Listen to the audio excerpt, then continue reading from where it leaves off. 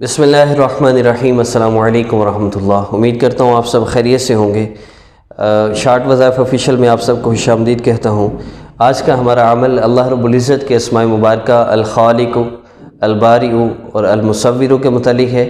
ان تین اسماء مبارکہ کو آپ دو کاموں کے لیے، اولاد کے حصول کے لیے اور چہرے کی خوبصورتی کے لیے، ان دونوں کے لیے وظائف ہیں۔ میں الگ الگ آپ کو مختصر وقت میں بیان کر رہا ہوں۔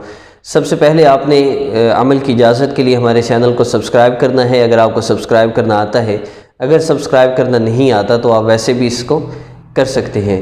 دوسری بات، اس میں کوئی جگہ محسوس نہیں، وقت محسوس نہیں، نماز نہیں بھی پڑھنی، پھر بھی آپ اس عمل کو کر سکتے ہیں۔ اگر نماز پڑھنی ہے تو نماز کے بعد اس عمل کو کریں، کسی بھی نماز کے بعد ایک دفعہ صرف روزانہ عمل کے لیے کریں، جب تک کہ نیکسٹ وظیفہ چہرے کی خوبصورتی یا اولاد کے حصول کے لیے اپلوڈ نہیں ہوتا۔ دوسرا کہ اس میں آپ نے تو اس بات کا خیال رکھنا ہے کہ اگر نماز نہیں پڑھنی تو آذان ہوتے اس عمل کو کر لیا کریں۔ اس کے علاوہ مزید کوئی شرائط نہیں ہے۔ اور عمل کی ترتیب بتاتا چلوں، 3 مرتبہ آپ نے درود پاک پڑھنا ہے۔ اس کے بعد آپ نے یا خالق یا اللہ دعا کے لیے ہاتھ اٹھا کے اللہ رب العزت کو یوں پکارنا ہے جیسے بچہ اپنی ماں کو مصیبت، تکلیف، پریشانی میں پکارتا ہے، اور یا خالق یا اللہ اس سے پکارنا ہے آپ نے۔ پھر اگلی نماز کے بعد آپ نے یا بارئ یا اللہ اس کو 11 مرتبہ پڑھنا ہے اذان یا نماز کے بعد۔ اور تیسری نماز کے بعد اکٹھے بھی کر لیں، الگ الگ کر لیں، کوئی حرج نہیں۔ آپ نے 11 مرتبہ اللہ رب العزت کے اسماء مبارکہ کو پڑھنا ہے۔ ربیع الاول کے مہینہ میں بھی اس عمل کو کر سکتے ہیں، اس کے بعد بھی اس عمل کو کیا جا سکتا ہے، کوئی حرج نہیں۔ اور یا مصور یا اللہ 11 مرتبہ پڑھنے کے بعد، ان تینوں وظائف کو 11 مرتبہ پڑھنے کے بعد اللہ سے یوں آپ نے پکارنا ہے ان ناموں سے اللہ کو جیسے بچہ اپنی ماں کو مصیبت، تکلیف، پریشانی میں پکارتا ہے۔ اس کے بعد آپ نے دعا کر لینی ہے اور آخر میں پھر 3 مرتبہ درود ابراہیمی پڑھنا ہے۔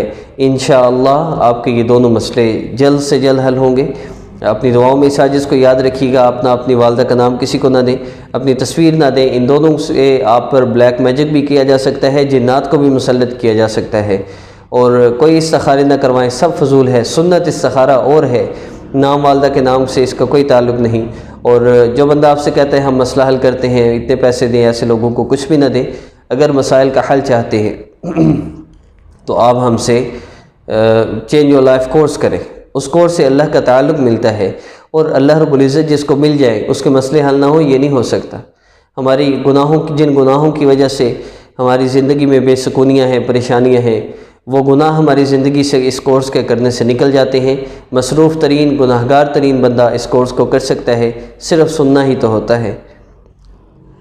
اپنی دعاؤں میں یاد رکھیے گا، سامنے نمبر شو ہو رہا ہے، اس پہ آپ رابطہ کر کے کورس کر سکتے ہیں۔